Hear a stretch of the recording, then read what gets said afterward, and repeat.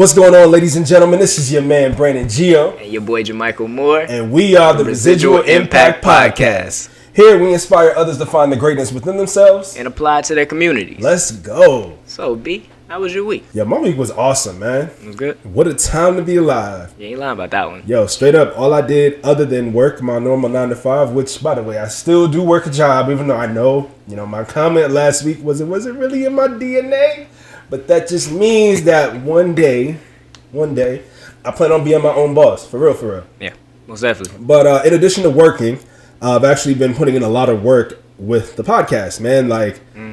We're on Spotify now. Yes. You feel me? We are on Google Podcasts now. Check.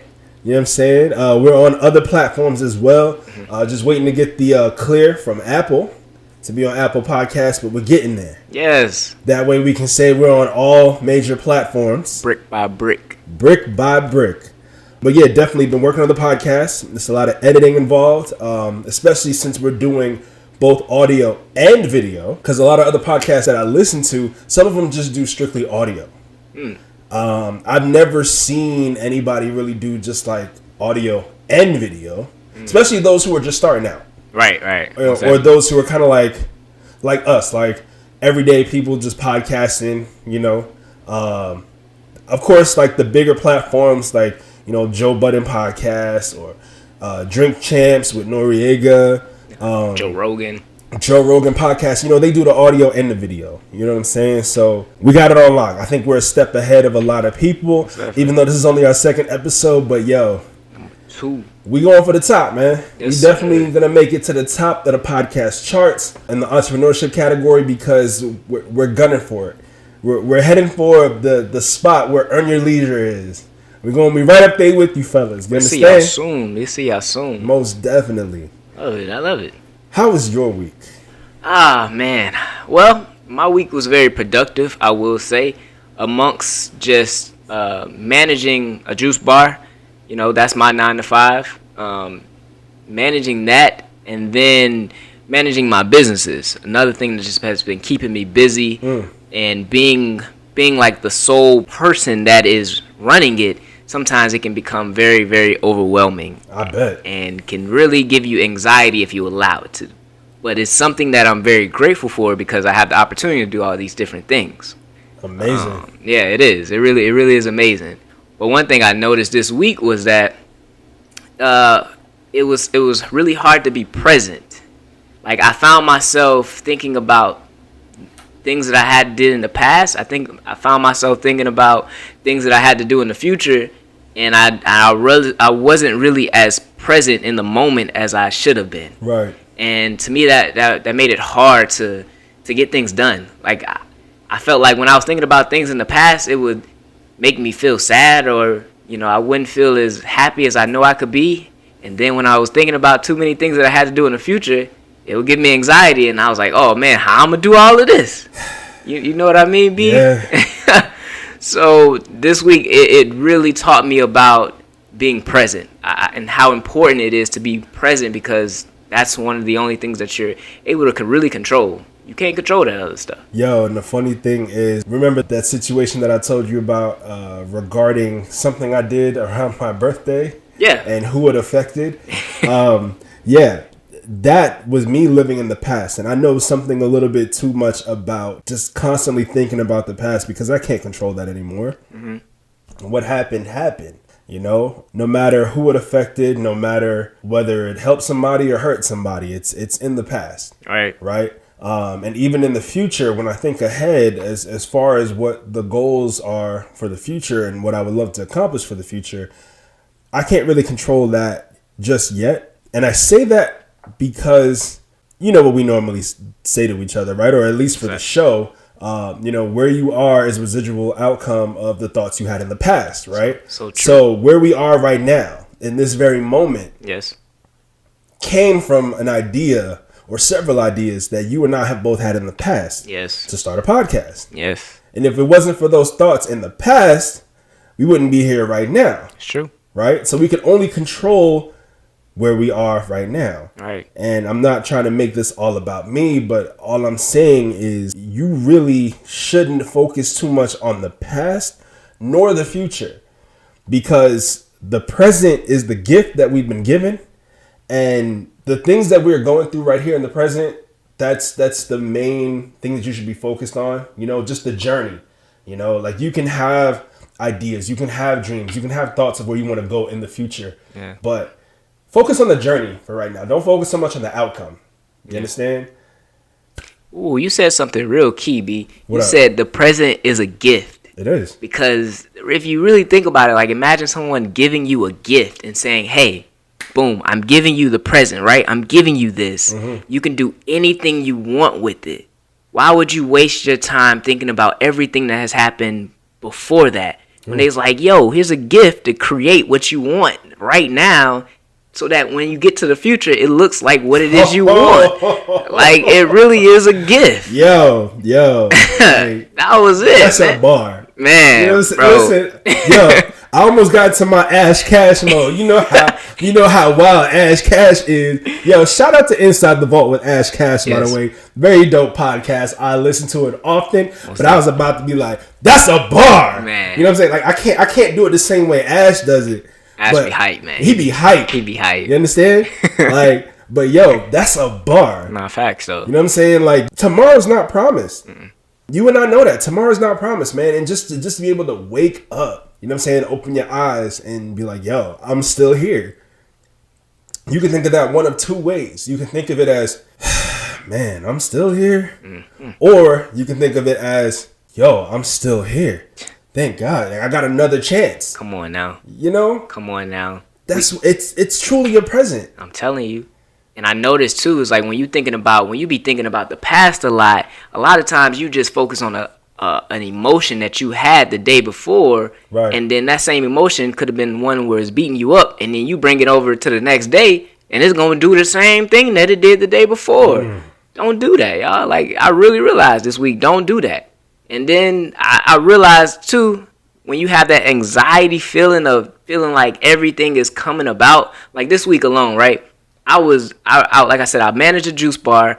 I realized I had a detailing appointment because I have a detailing business. Mm-hmm. A landscaping job came in at the same time, and wow. I had just woke up thinking about this stuff, and I'm like, whoa, hold on, I can't handle all this at one time. Yeah. And I almost had a feeling of like, yo, I don't want to do nothing no more. And I'm like, hold on, wait, okay, I'm not thinking. Like, that's just anxiety talking. That's me trying to handle it all at one time. So I had to just calm myself down and just to be present in that moment and just realize and tell myself, hey, it's all going to be all right. It's all going to work out. And when I did that and I just kept being present in the moment, everything worked out, B. That's good. Come on, man. That's really good. Come on now. Yo. That's dope, man. That's dope. As far as, man, that present, yo, like, again, tomorrow's not promised to anybody. Yeah. You know what I'm saying? There were plenty of people who had dreams and goals and ideas that they were just holding on to. And, you know, they were putting it off for the next day. Yeah. I'll wait till tomorrow to get that taken care of. I'll wait till tomorrow to start my dream. I'll wait till next week to start my dream. Some people didn't get that luxury. You know what I'm saying? And then on the same token, some people choose not to have that luxury. Yes. For example, these fools out here that are doing the crate challenge. Got him. Man, this is an interesting one. This is an interesting Get your people. I'm surprised at how fast it has came about and how fast these people get these crates, bruh. Where are they getting them from? Bruh, I don't know. Look, I get deliveries. I handle deliveries on a daily basis, right? And I don't even see that many crates in a week. How they stacking them up and they lining them up. Yo, like the whole hood just got flooded with crates. And everybody just decided, like, first of all, I want to know, who was the first person to think, yo, let me go ahead and stack these like a pyramid in a Super Mario video game, man, and try to climb up it like Mario did, just to make it down the other side. Look, I don't know, but and then who said, yo, like what are you gonna get if you climb up to the top, then go back down to the bottom on the other side, other than your life, look, or no bruises? Are people putting money on the table? Yes. Some people putting money on the table? Oh, most definitely. That's been, to me, that's what I've noticed has been the motivation to a lot of people doing it. They put money on it. You get some money at the end of, if you make it to the end. I see from the videos that I've seen, I thought it was just bragging rights. Like, yo, who can make it to the other side without breaking their neck. You feel me? That's what I thought of it as. But I'm just like, yo, are y'all serious right now? Look, why would you voluntarily bust your face open? Like, I don't even know how to say it without being, too belligerent. But why would you voluntarily hurt yourself to do some stupid challenge? Is it popularity? You know what? Notoriety? Those are good points. Because so many people in this day and age, the camera phone age, the social media age, everybody's trying to go viral for something. Yeah. You remember like years ago, they had the little Tide Pod challenge? Tide Pod. Tell me what is it? Oh, I forgot about this one. See, from what I heard, and I don't know if this is 100% true. Like, I've seen people do it in the past, but the laundry detergent brand Tide, they had like little plastic pods filled with the detergent Tide soap. The detergent inside like the plastic pods. So people were literally eating it. Stop playing, B. No, people were putting it in their mouths and trying to eat it like a challenge. Like, do y'all not realize that that's poison? Come on, B. That's not. And what I was gonna say earlier about what I heard was, it was Gen Z that was doing it. It wasn't the millennials. Of course, it wasn't the generation that came before us, millennials. You know what I'm saying? What's the generation that came before us? Gen X? Y or Gen X? I don't know. I think Gen X is maybe before. But I don't know. I'm not really familiar with my gens, bro. Well, I just know that we're millennials. I think up until 1994 or 95, maybe 96 is the millennial era. And then like 97 on, I believe, is Gen Z. Somebody let us know what the correct one is. Please, because we are struggling here. All I know for a fact is that I'm a millennial, and whoever came after me, starting I think 97 or 98, they Gen Z. But anyway, Gen Z, from what I heard, was the only people that was doing this stupid challenge back in the day. I think it was when Snapchat just got popular. People were doing the Tide Pod challenge. They wanted to eat it. They tried to eat it. Yeah. Bruh. Yeah. Come on now. That's bruh. It's like, why would you voluntarily put yourself through that just to go viral? And another, do you remember the challenge where people were lighting themselves on fire in the bathtub? I do remember that one. That one was crazy. That wasn't the one with the aerosol can. I seen one with like people was like spray and lighting something. Look, man, it done been so many different ones, but it was another one dealing with fire. All these challenges involving pain. Why? Like, yo, seriously, why? Why would you voluntarily put yourself through something like that that's just going to cause you nothing but pain? And it's funny because I remember when the challenges used to be for like a cause, the ALS. I remember that one. And things like that. But now it just seems like, yo, we just going to create a challenge just to do the challenge. Just to be stupid. Who can create the dumbest challenge just to go viral? You stupid. Man. Not. But this crate challenge has really like taken off so much that I seen TikToks talking about banning it. Like they did, yeah. TikTok banned anybody who posted videos of the crate challenge. Now that's how you know it done got serious. Because it's like you got little kids watching this, and I'm sure it's deeper than that. But for the purpose of the podcast, I'm just gonna say it's mostly for the kids. Yeah. You and I can discuss it a little bit more after we stop recording. But like I said, I know it's deeper than that. But it's just the fact of the matter that people are out here voluntarily hurting themselves just for this challenge. TikTok doesn't want to broadcast that to the rest of the world and have other people doing it. They don't want to encourage that foolishness. Yeah. They don't. Be real though, B. You want to try it? Heck no. Never. You could put a stack on the line. You could put 10 stacks on the line. You could put a milli up. I still ain't doing it. Because I swear, if I even tried to do it, just like that video where we saw where that kid kicked the person that was at the top. That's disrespectful. If a kid kicks my crate, that was just disrespectful. It was straight up disrespectful. That was disrespectful. But $10,000 though, you wouldn't try to do it? I ain't doing it. We can talk. We can talk. Yo. No, I'm not. Nope, not even for 10 bands. I ain't doing it. Man, that was This crate challenge has really it's really impacted this social media thing by storm, and celebrities and everybody else is on it. Yep. You don't see no NBA players doing it because they ain't trying to risk their career or nothing like that. Listen, enough NBA players have risked their career in the last couple of months. You and I have talked about 2 of them in the last episode. Yeah. So yeah, I don't think any NBA players are going to be doing anything stupid like that anytime soon. Yeah, please don't, y'all. Come on now. Let's be real. Let's be safe. Think about it. Let's be safe. Let's be sane. Yeah. You know what I'm saying? Let's not lose our minds over the next viral challenge that's gonna either hurt you or worse. Like, what's in it for you? Like, just money? You gonna hurt yourself for money? Yeah. It reminds me of the TV show Jackass. You remember that TV show on MTV? I do. I don't want to see anybody who I know personally doing this crate challenge. I just don't. Because I'll kick the crate myself and dare you to do something about it. He won't kick the crate, ladies and gentlemen. He won't kick that. No, I won't kick the crate. I want everybody to be safe. I just couldn't fathom even, encouraging somebody to do that. Just watching people climb up the crates and everybody else around them, phones out. Everybody just want to record it. Yeah. Get a reaction. Yeah. Cheering them on. Like, I ain't cheering nobody on. That was the biggest thing. Phones out. Ah, man. Well, in other news. It's just the whole social media generation, man. It's like social media is a powerful tool. Yeah.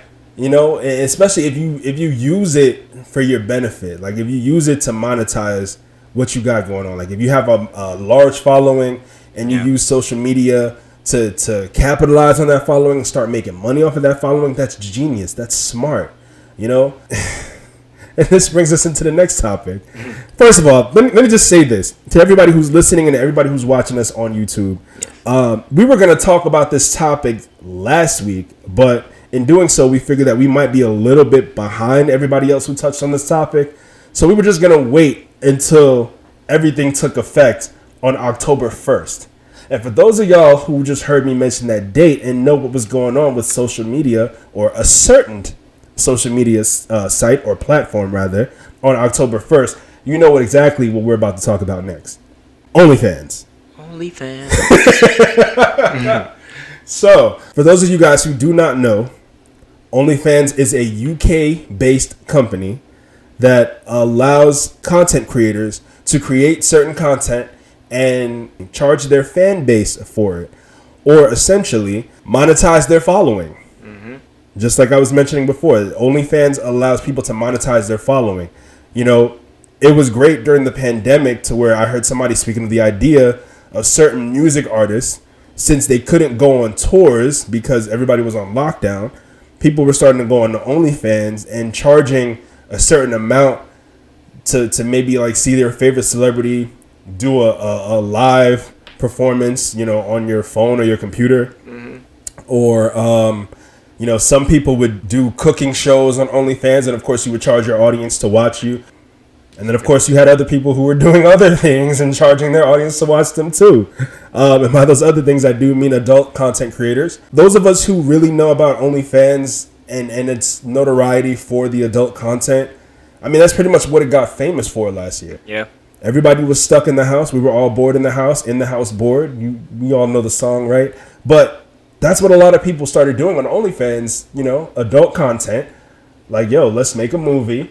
Yeah. Whether they were solo or whether they had partners involved, it really blew up the platform. Yeah.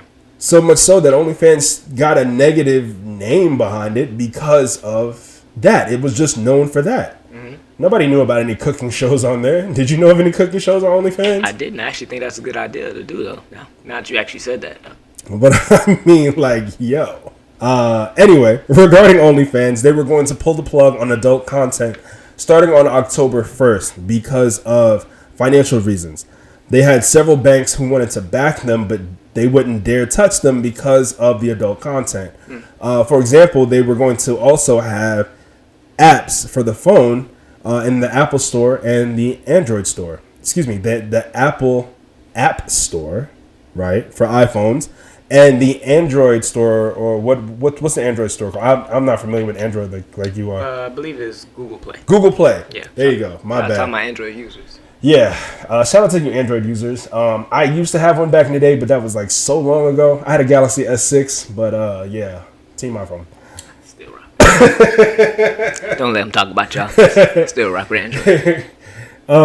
But straight up, you couldn't have an app in the App Store that had adult content on it. So OnlyFans was not able to create that specific app, and they wanted to kind of ban the adult content so that they can start reaching out to a broader audience. Mm-hmm. So that was supposed to take effect on October 1st. Mm-hmm. Right now it's August 28th, so it would have been a little bit more than a month away. Okay. However, just a few days ago, OnlyFans announced on Twitter that they were backtracking on that initial October 1st adult content ban. They tweeted, "Thank you to everyone for making your voices heard. We have secured assurances necessary to support our diverse creator community and have suspended the planned October 1st policy change. OnlyFans stands for inclusion, and we will continue to provide a home for all creators." Oh, well, sounds like they was losing out on some money. That's what it sounded like to That's me. exactly what it was.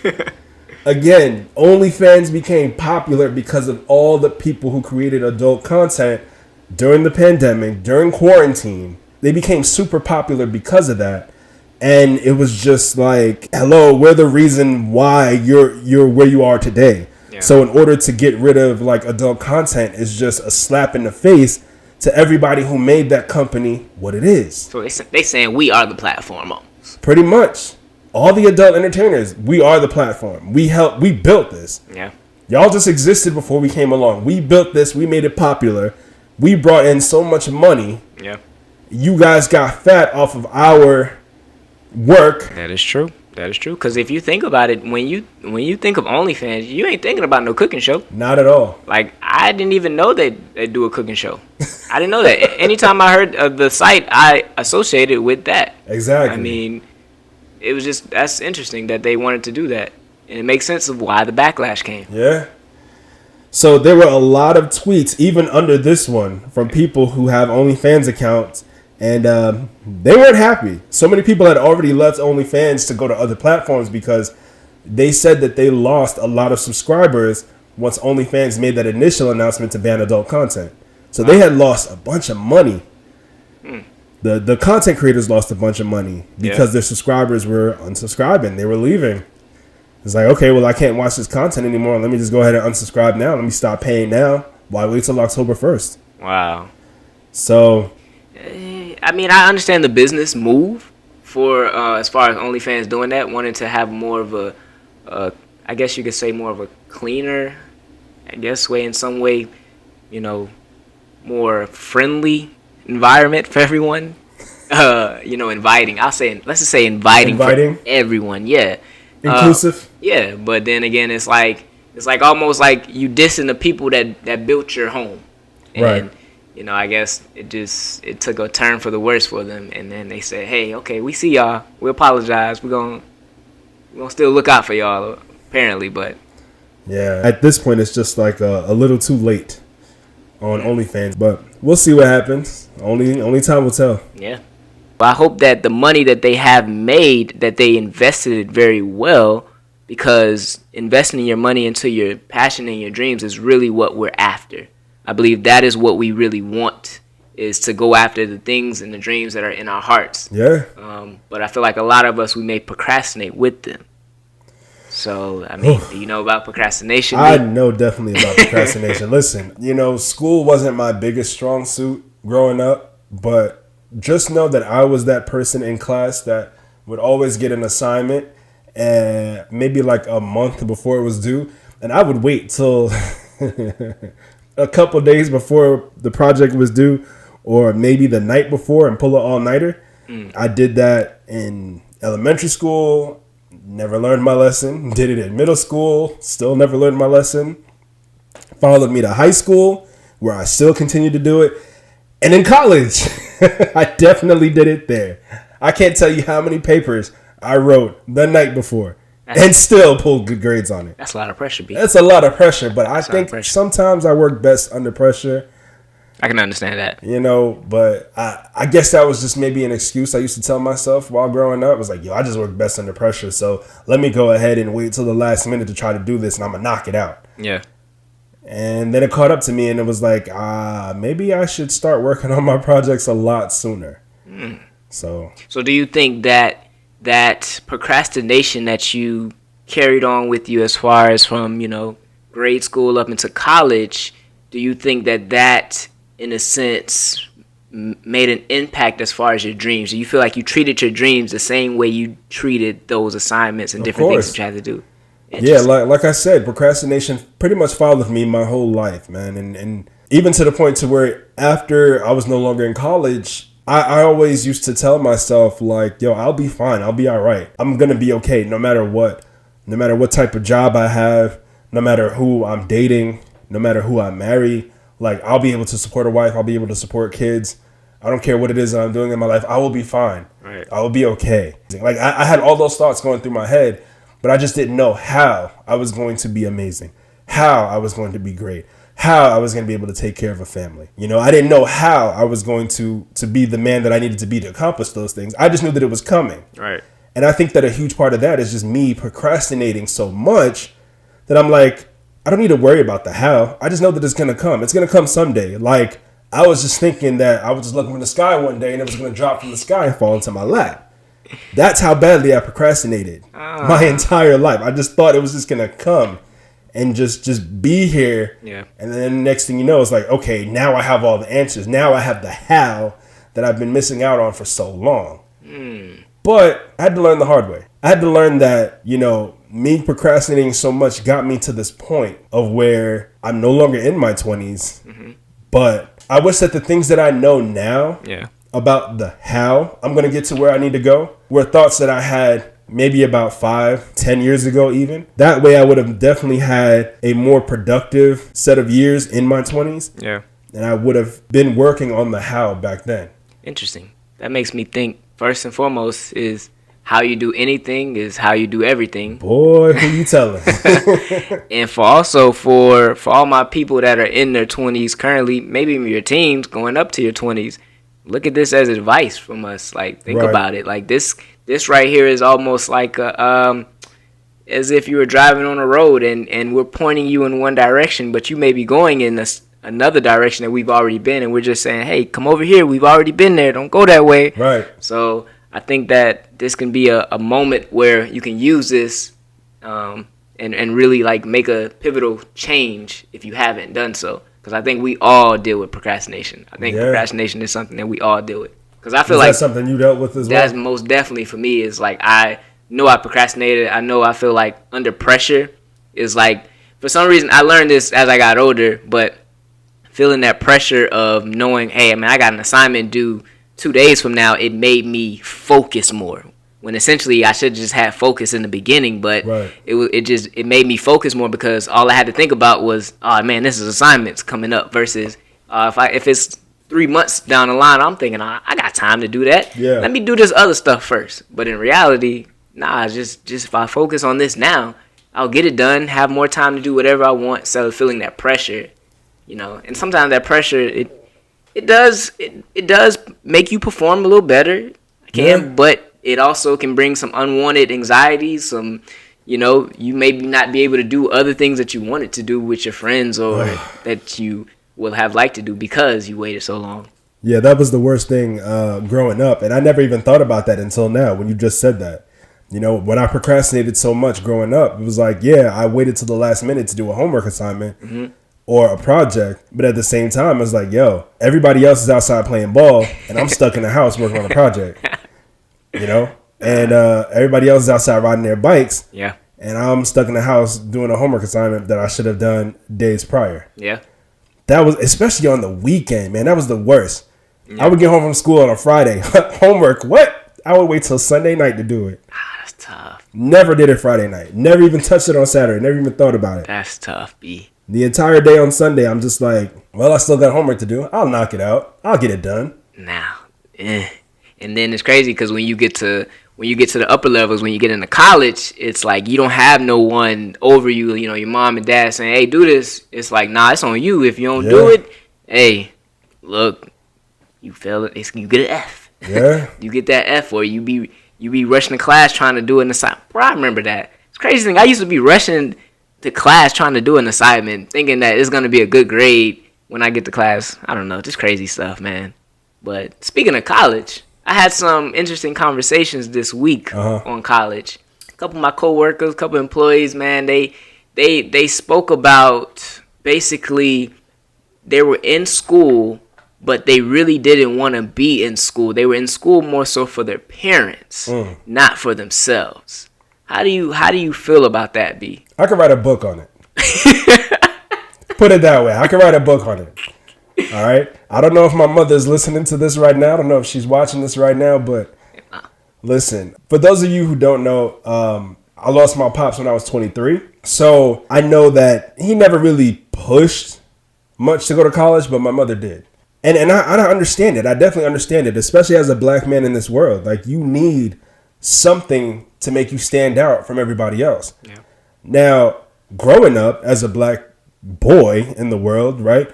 A lot of our heroes are who? Athletes. Rappers. Doctors. Well, maybe doctors. Maybe. But all I know is that, you know, if I ever wanted to be a doctor, it would take me years of schooling. And that's not something that I wanted to do. I just know for a fact, like, I definitely didn't want to be a doctor. And I knew I wasn't going to the league. Right. I was not going to the NFL. I was not going to the NBA. Mm-hmm. You know, I tried my hand at rapping, but even when I used to rap back in the day, it was not what everybody thought it was. When I used to do music back in the day, a lot of people from the outside looking in were looking at it like, oh, Brandon's just trying to be a rapper. He's trying to make it in the music industry. No. In all honesty, I wanted to rap because I know a few rappers have talked about this, but I'm going to quote Kendrick when he said in one song, ADHD. Now, I know those of y'all who know ADHD by heart, like, you know this line in the beginning where he talks about kids will never listen unless it comes with an 808, a melody, and something else he said. Dang, let me look it up. I should have looked it up before this, but... That's a bar, though. Let me see. Literally, that's a bar. Okay. My generation sipping cough syrup like it's water. Never no pancakes in the kitchen. Man, no wonder our lives caught up in the daily superstition that the world's about to end. Who gives a F? We never do listen unless it comes with an 808, a melody, and some garden tools. Oh my God! For lack of better words. PlayStation and some drink. Technology bumping soul. So to put it point blank, like he says right there, we never listen unless it comes with an 808 and a melody. Yeah. A lot of the lyrics that I had in my music from back in the day was not your typical lyrics about money, girls, stuff we shouldn't be doing. Put it that way, trying to keep it YouTube friendly, you understand? Got to. My lyrics never promoted any of that stuff, never promoted violence, nothing. I was always about positivity. I was always just speaking truth. Like, I never cursed in any of my songs like a lot of my peers did back then. And anytime I had somebody featured on a track that I did, I would just tell them, like, yo, I don't curse in my rhymes. So on my song, I expect you not to, you know, curse as well. But it is what it is. I kind of had to put that life behind me because I had to find another way to channel my positivity. I had to find another way to channel my thoughts regarding entrepreneurship and regarding making sure that everybody who looks up to me, everybody who listens to me will live in a more positive manner, right? Because I feel like a lot of the music that we listen to definitely influences us, right? 100%. 100%, right? Yes. So I knew a lot of cats growing up when I used to do music. They would rap about guns and they've never seen one in their life. But they only did it because that's what their favorite rappers rapped about. And they thought that that was the ticket to, you know, make a hot song. It's like the same formula. Even if you look at a lot of today's music, the same formula. You gotta talk about money. Yeah. You gotta talk about women. Yeah. Maybe a little bit of drink. You know what I'm saying? Maybe a little bit of herbal essence. You feel me? Yeah. Hey, great choice of words. Yeah. You know what I'm saying? Like, it's just a certain formula that you have to follow. And then even with the music videos, it's the same thing. Yeah. You gotta be, you know, doing this all in the camera. Yeah. You gotta be flashing cash. Yep. You gotta have girls dancing in the video, dressing half naked. Like, it's a formula. Yep. It is a formula. And, you know, that's something that I had to realize is why I could never make it in the industry, even with the type of music I was putting out.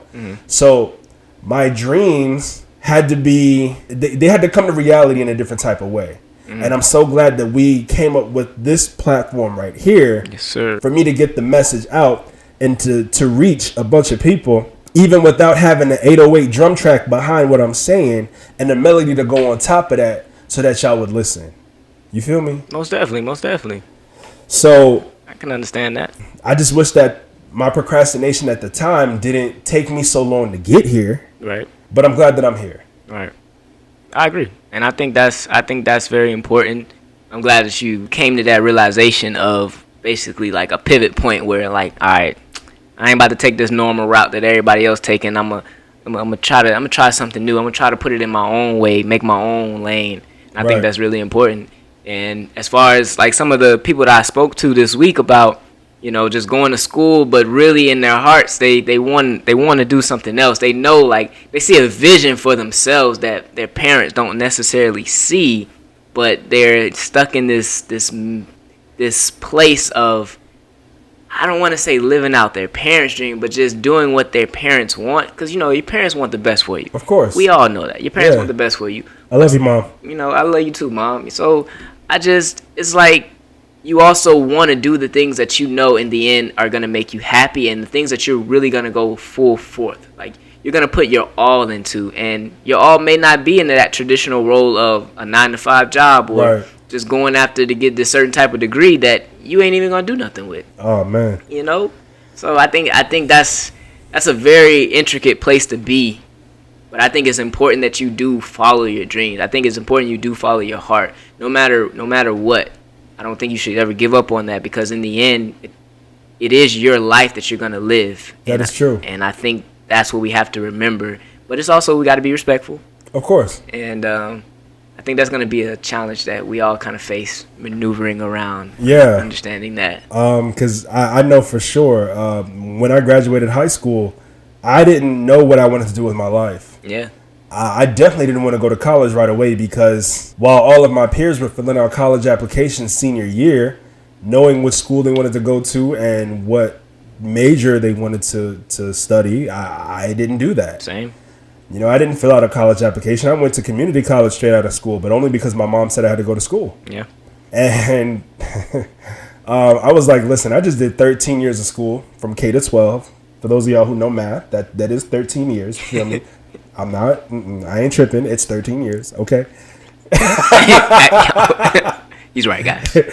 But yo, like, real talk. Like, I was like, yo, I just spent pretty much my whole life going to school. Can I take a year off? Can I take a break? Nah, bro, get straight into school. Pretty much. That's what it was. It was like, no, you have to go to school. You have to go to college. Yeah. So that's exactly what I did. I went to community college, and I met two of my best friends in the whole world there. So I am grateful for that. I'm definitely grateful that I finished. I got my associate's degree. Congratulations. Thank you. But then when it came time to get the bachelor's, that's when I was just like, this ain't it, Chief. Yeah. And I realized that college just wasn't for me. Yeah. And I'm not saying that that's the route that everybody should take. Of course not. School is necessary. Education is necessary. Definitely. It's just the type of education that you want to receive, or the type of education that you subject yourself to. The type of education that I wanted was not taught in colleges. For example, a wise man once said that he went to school for business, but these professors never ran a business in their life. So why would they go to school to learn from somebody who never ran a business in their life? Like, what could that person teach them about running a business? That's interesting, B. You be on to something. Yeah, I wanted to learn how to be an entrepreneur. I wanted to learn how to be a millionaire. But a professor who might make, what, $60,000, $70,000, maybe $80,000 a year, and only makes that with nothing else going on, cannot teach me how to be a millionaire if they've never reached that platform. Like, if they've never reached that height, they can't teach me that. That's real. So I have to learn from a millionaire if I want to ever see a million. That's real.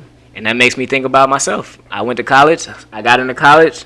My parents said, hey, you need to go to school. Well, I guess I need to go to school. Right. At that point, I didn't know what I wanted to do. Changed my majors like 3, 4, 5 Oh, times. man, me too. Changing the majors a bunch of times. But I was a professional student because of that. I changed my major so many times. Same here. And I was a professional student. I mean, at the end, I guess you could say I am grateful, because through that trial and error, I did learn that business was something that I wanted to do. I got into business major. But I'm going to be honest with you, though. After achieving my degree, I realized that I did not necessarily need my degree to start any of my businesses. That wasn't what I needed. But at the same time, I did go through it. But in the same, I learned more about business outside of school than I did inside of school. Ooh. Say that again. Say it louder for the people in the back. I learned more about business outside of school than I did in school. That's a bar.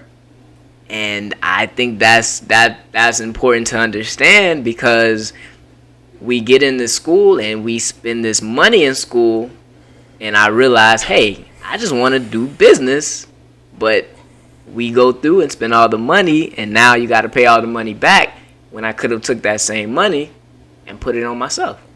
Listen, I didn't even get my degree, and I still have student loan debt because I took out loans to go to school. So I just really paid for somewhat of a college experience. I didn't stay on campus. I didn't really get to do a lot of the fun stuff some of my friends got to do who stayed on campus. But now I owe this tremendous bill to the government because I took out a loan. Yeah. And even if I got my degree, I don't even know if I would really use it, because a lot of my friends don't use their degrees. Yeah. And I would still have this huge tab to pay back. Yeah. Now imagine if I was able to take out those loans and invest it into something else. Invest it into myself. Invest it into whatever business I wanted to launch, whatever platform I wanted to launch. Yeah. But then, okay, now I'm going to play the other side. I'm going to play the other side of the role of this, right? Okay. So let's just say you got that money up front.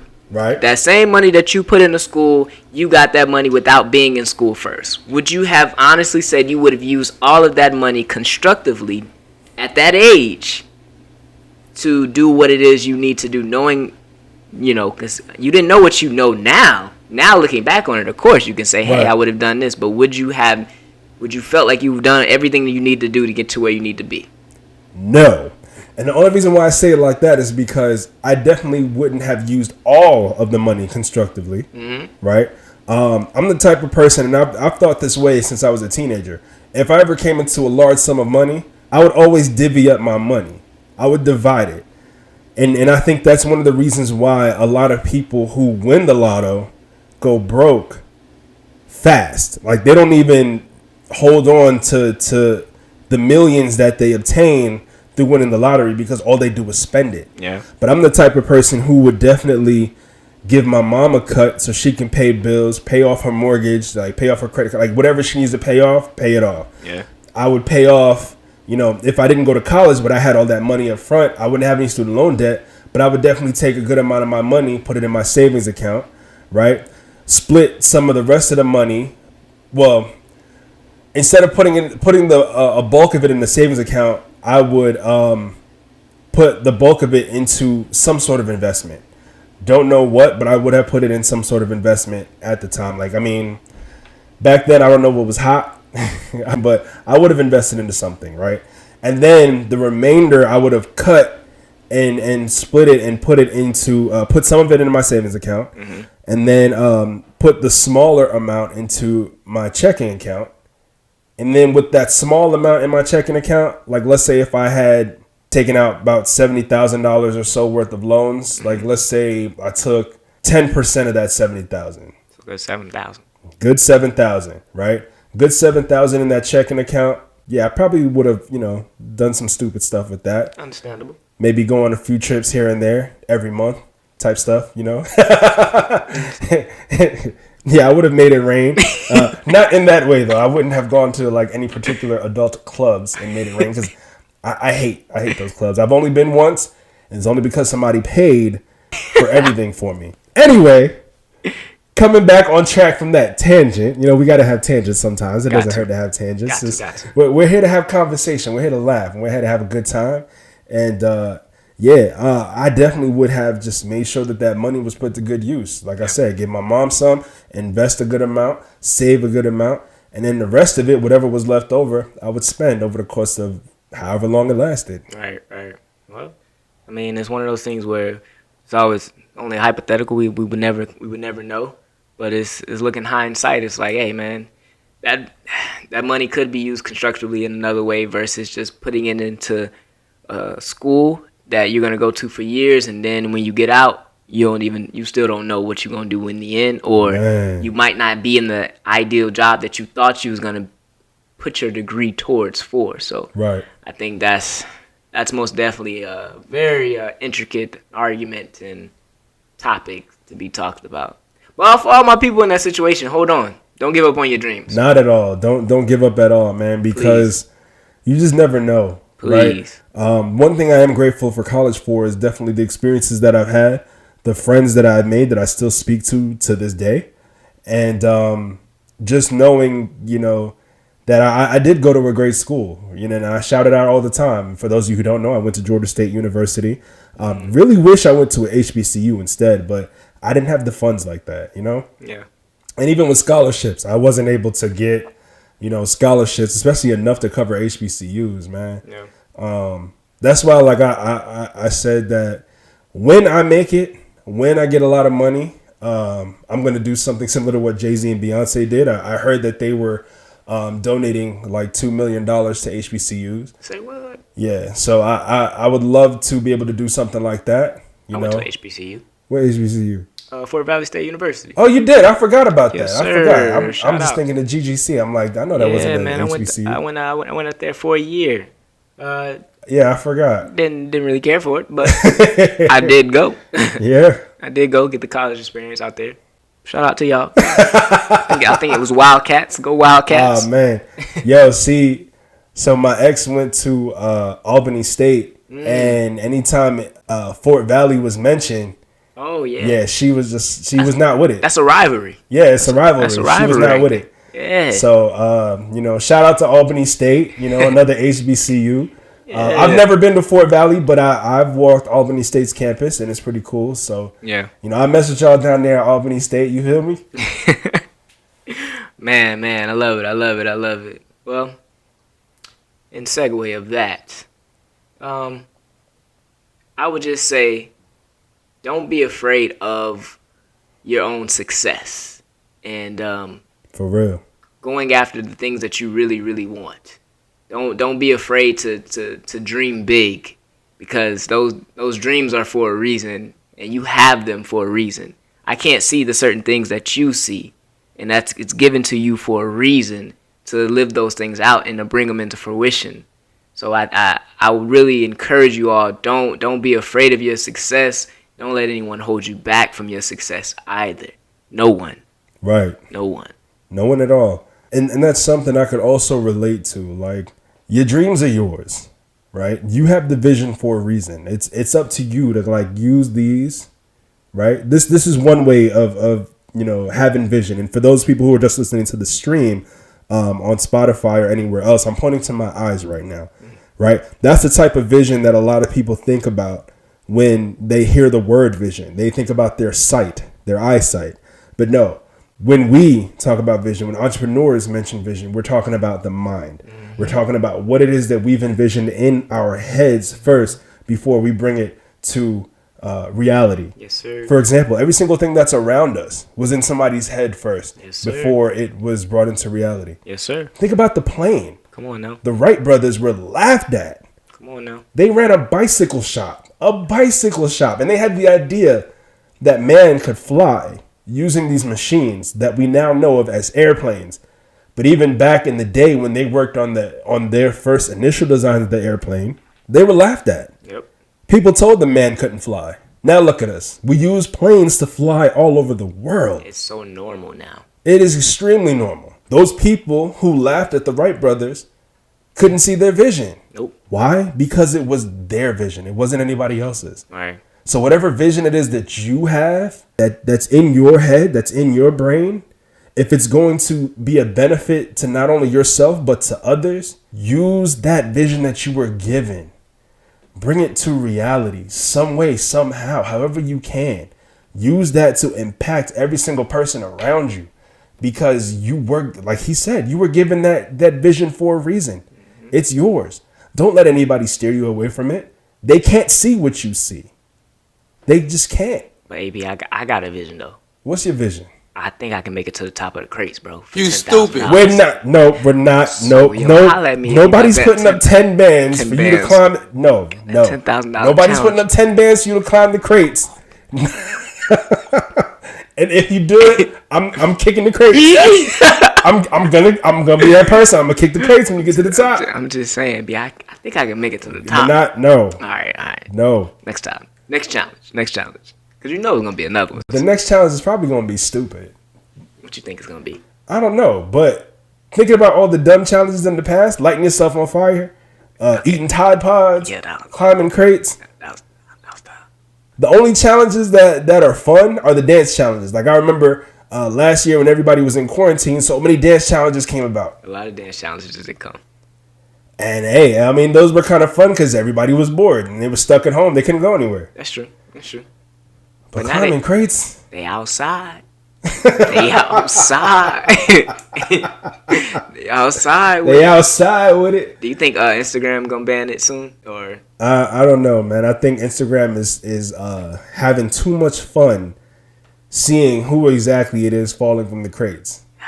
And for those of y'all who have watched all the crate challenges, you know exactly who was climbing the crates and who was falling from them. Yeah.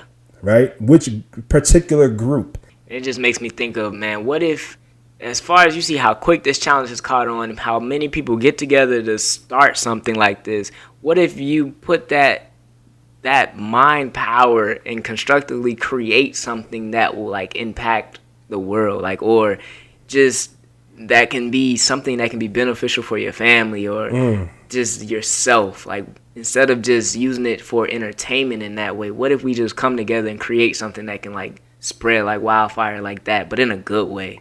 Because you see how quick that caught on and it's everywhere now. But let's do something that's actually going to make a difference. Yeah. Because we could do it. Clearly, we can. You see all them crates. I don't know where they come from still. Yo, I don't know where they come from either, but the part about it that I'm just like tripping on is what you just said. Like, imagine if everybody took that energy that they put in the stack in them crates to do something constructive. Come on now. Use it to maybe make art. Ooh. You know, use it to maybe make something sturdy. Even though the crates by themselves, the way they're stacking them is kind of sturdy, but not really. Not really. You know what I'm saying? That's why everybody, they're using them. They ain't sturdy. They ain't sturdy. No. But imagine if people found a way to make those crates sturdy. Yeah. And they came up with the challenge to, let's use these crates for the kids in the hood to play with in a certain way. Like, maybe we can stack them and maybe get some rope, maybe tie them together in a certain way to kids can just use imagination to have fun. Like, come on now. Like, okay, what's something a lot of kids used to do? Like play with boxes or maybe pitch tents in the living room. Yeah. Take the cushions out of the couches and put blankets around them. Yeah. You make a fort. You building forts in the living room. Like, that's imagination. Like, that's something positive that these same people could have taken the crates and used. Big facts. For the kids out there. Big facts. You know what I'm saying? Like, Wait, well, I mean, you gotta look at it like this. Maybe this is a spark in a pivot in that right direction for those who are listening. So we this is what we here for. Please do something positive with those crates. Please. Especially like if you're handy at building stuff, if you're handy at crafting stuff, do something positive with those crates. Make them available for the kids to just, have fun with.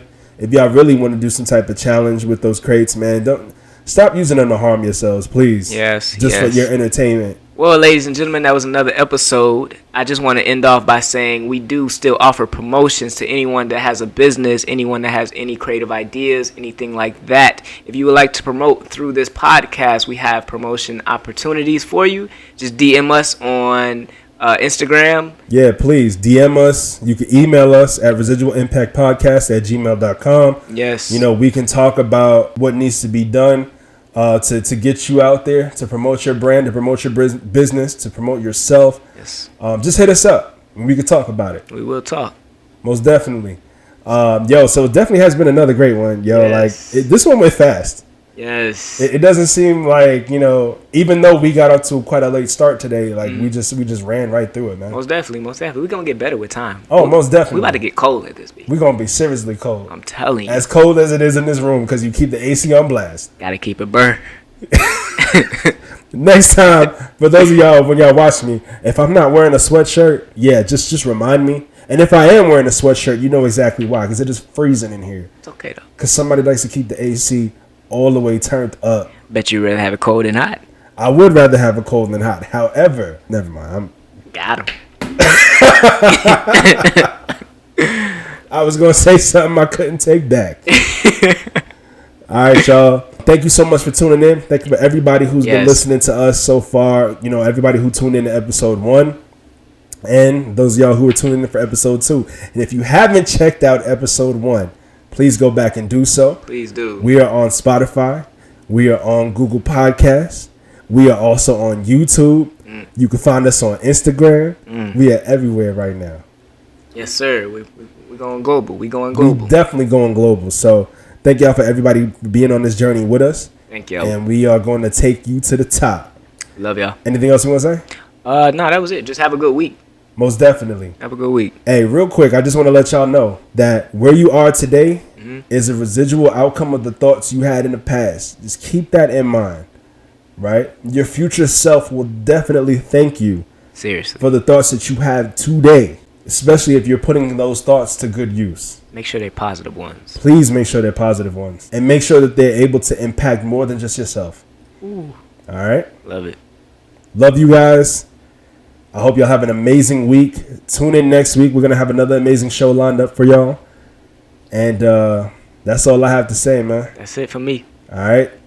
Your man, Brandon Gio, signing out. Your boy, Jamichael Moore. We out. Adios. Peace.